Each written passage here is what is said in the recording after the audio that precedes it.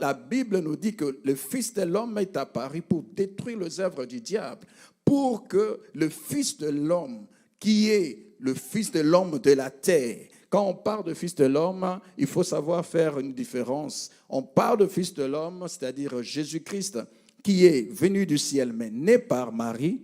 Et puis on parle aussi de Fils de l'homme qui est toi et qui est moi.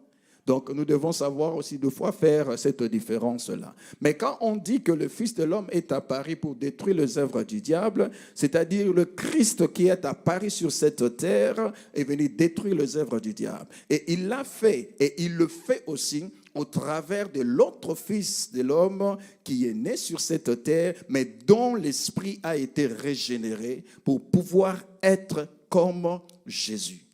Personne ne peut détruire les œuvres du diable si son esprit n'est pas libéré, si son esprit n'est pas régénéré, si son esprit n'est pas affranchi.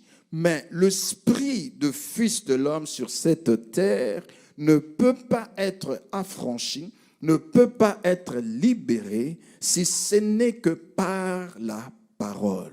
Alléluia. Dieu est vivant. Alléluia. Dieu est vivant.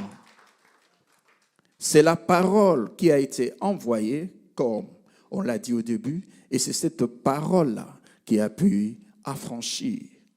La vérité que nous sommes en train d'écouter ou que nous sommes en train de recevoir, cette vérité-là nous est parvenue parce que Christ a laissé le ciel, il a laissé son trône, il est venu vers nous, nous a mené cette parole. Mais c'est cette parole qui nous éclaire et qui nous ouvre les yeux.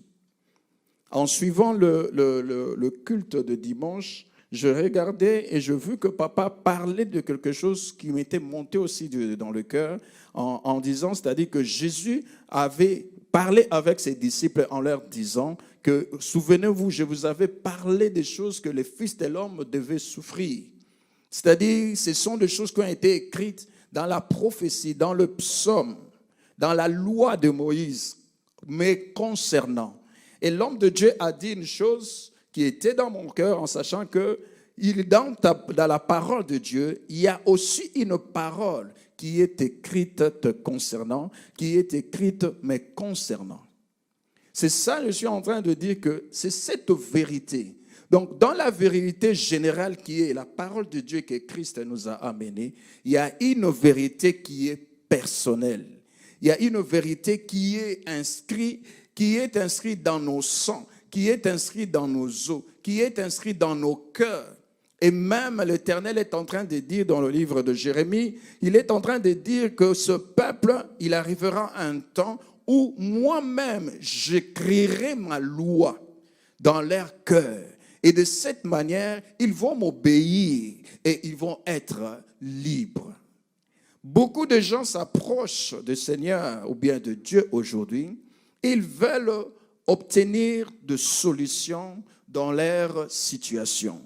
Ils veulent obtenir la guérison à propos de leur maladie. Ils veulent obtenir la délivrance à propos de chaînes qui les lient.